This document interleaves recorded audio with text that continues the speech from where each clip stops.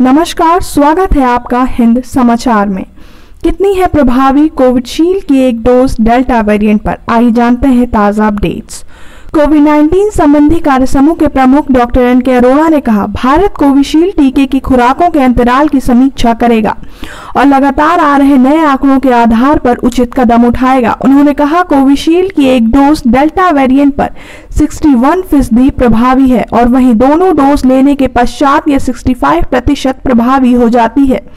Doctor NK. Arora ने कहा, Covishield के खुराकों के बीच अंतराल को 12 से 16 हफ्ते बढ़ाने का फैसला वैज्ञानिक आधार पर लिया गया था और इस विषय में NTAGI के सदस्यों के बीच कोई मतभेद नहीं थे। उन्होंने कोविड-19 और टीकाकरण को बहुत परिवर्तनशील बताया। उन्होंने यह भी कहा, अगर कल टीका निर्माण तकनीक में कहा जाता है खुराकों के बीच अंतराल कम करने से लोगों को ज्यादा फायदा मिलेगा, तो समिति गुणदोष तथा समझ के आधार पर इस विषय में फैसला लेगी। अगर यह पता चलता है कि वर्तमान फैसला सही है तो इसे जारी रखेंगे। अरोड़ा ने बताया कि टीके की खुराकों के बीच अंतराल बढ़ाने का आधार एडनोवेक्टर टीकों से जुड़े बुनियादी वैज्ञानिक कारण थे। ब्रिटेन के स्वास्थ्य विभाग की एजेंसी पब्लिक हेल्थ इंग्लैंड ने अप्रैल के अंतिम हफ्ते में आंकड़े जारी कर बताया था कि टीके की खुराक के बीच 12 हफ्ते का अंतराल होने पर इसकी प्रभावशीलता 65 से 88% तक बढ़ जाती है।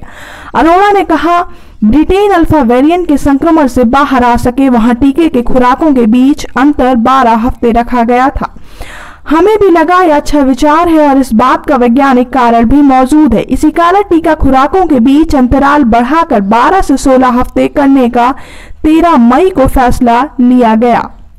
वहीं भारत में स्वास्थ्य मंत्रालय द्वारा जारी आंकड़ों के मुताबिक पिछले 24 घंटे में 67,208 नए कोविड केस सामने आए और वहीं 2,330 की मौत हुई।